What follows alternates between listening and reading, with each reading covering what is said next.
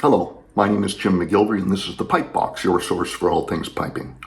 If you find this video useful, please give it a like and please subscribe to this YouTube channel to see more videos like this. We're going to go over a tune today, and you can print the music out to this tune by going back to the description of this video in my YouTube channel. You'll see a link to a PDF there. Today I would like to do with you a very simple but very sweet slow march called Song of the Glen. It's a very, very easy tune, just about as easy a tune as you can get. It was published and may even have been written by Pipe Major Archie Cairns, Canada's premier military piper. The late Archie Cairns was in charge of piping in the Canadian military for decades, and he did a superb job of it. In 1981, I went to see the Edinburgh Military Tattoo at Edinburgh Castle. In that tattoo was a contingent of Canadian bands making up a mass bands. They put on a 15-minute show that was absolutely spectacular, the highlight of the evening. That show was put together and managed by Pipe Major Archie Cairns. So he is a very significant Canadian piper. This is a great tune for a beginner because it's slow and it's easy, but it also gives us a great opportunity to study how to put technique squarely on the beat, which is what bagpipes is kind of about anyway. We're really going to focus on that today. This would also be a great tune for a lower grade band to play in a medley, or for a street band to slow march to, which pipe bands rarely do today.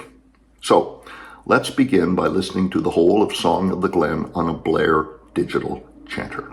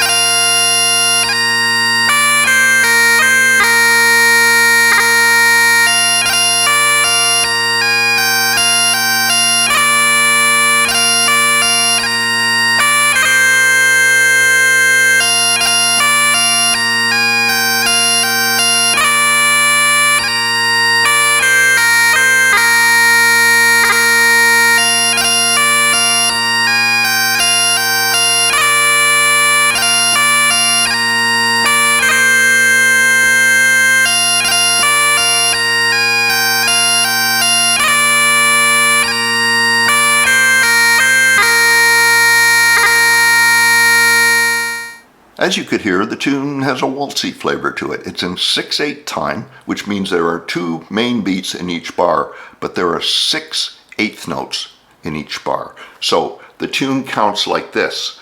1, 2, 3, 4, 5, 6. 1, 2, 3, 4, 5, 6. 1, 2, 3, 4, 5, 6. 1, 2, 3, 4, 5, 6.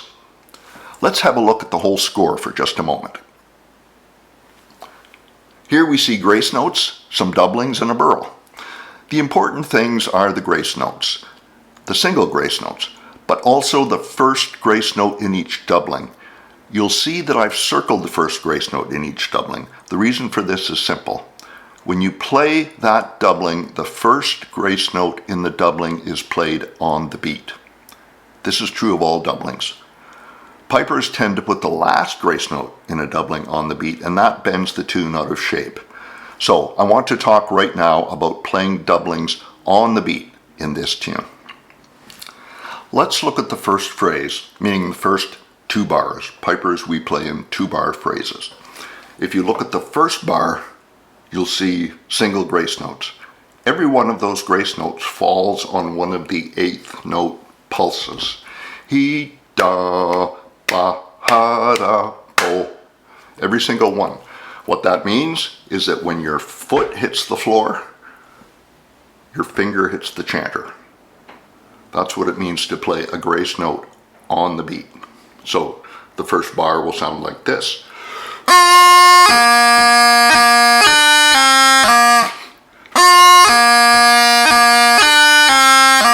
Very straightforward, very simple. The second bar begins with an F doubling, and here we need to be very careful. Pipers have a natural tendency, for some reason, to put the wrong grace note in a doubling on the beat. The first grace note in a doubling goes on a beat. Invariably, it's a G grace note. The second grace note in the doubling happens after the beat. Pipers often put the second grace note on the beat. So, let me play the first phrase with the F doubling on the beat. Then I'll play it off the beat, and you'll hear the difference. So, played correctly.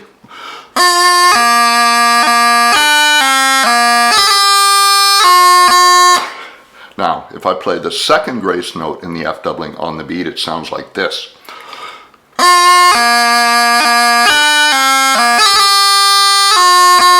I'll play that again.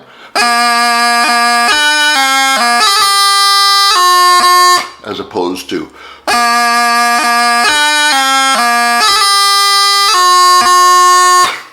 and at the end of that bar, the E strike is squarely on the beat.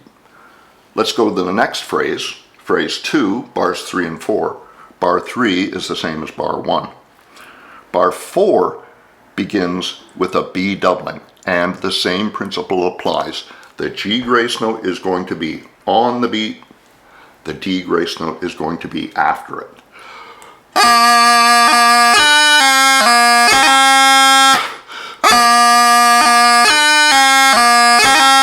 As opposed to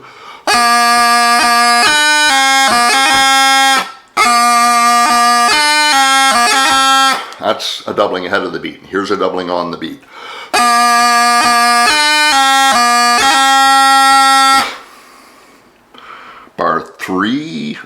Line 2, phrase 1. Again, the first bar is the same. Second phrase, now we have an E doubling. And same principle applies.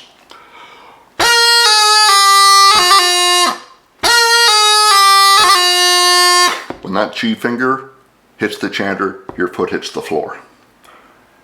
Line 2, bar 3, we have a high A doubling. Starting that bar, again, first grace note on the beat.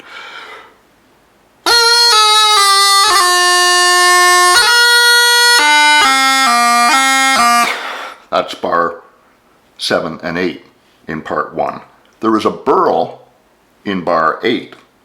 Same principle applies. First grace note, very first strike in the burl is on the beat. So the last phrase sounds like this.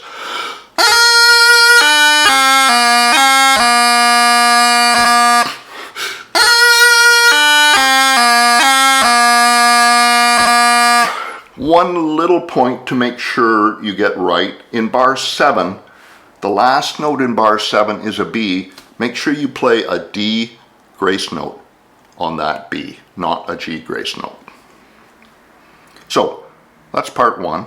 I'd like to play part 1 again on the Blair chanter, this time with a metronome, so you can hear exactly how the grace notes are falling on the beat. Here's the first part.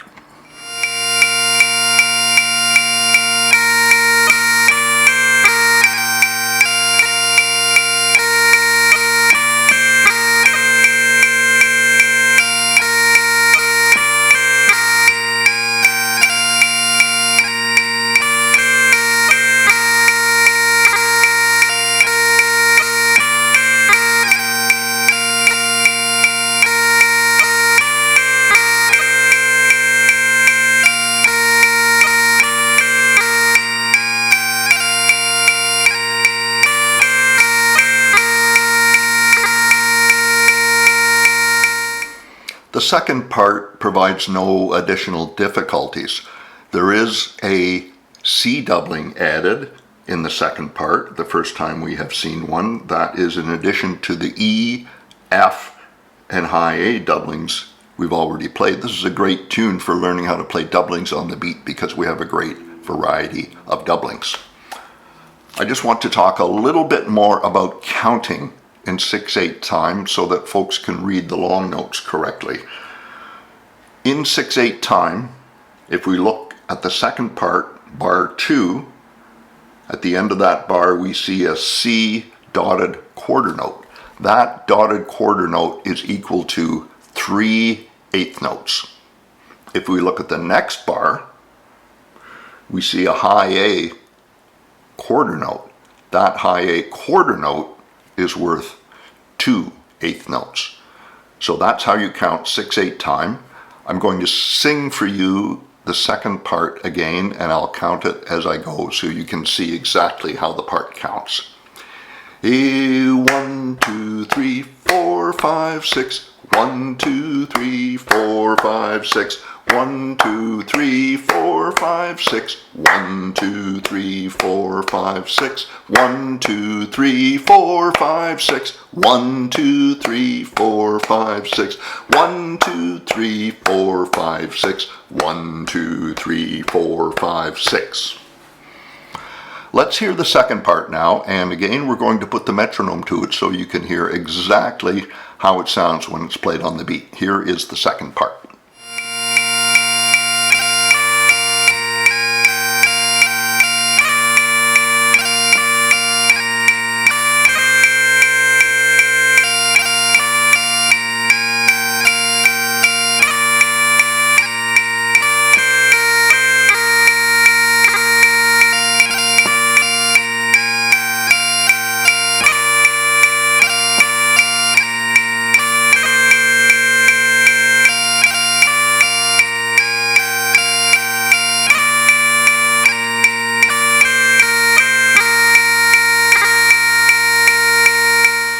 So that's Song of the Glen. There is a harmony part for this tune. It's available on my Pipetunes.ca sheet music website. You can download it if you decide you wanted to play this as part of a band or an ensemble.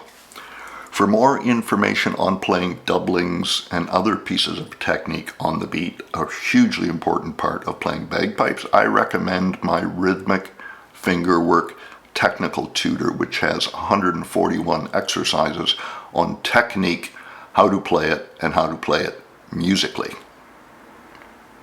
So, that's it from me, Jim McGillivray at the Pipe Box this week. Good piping.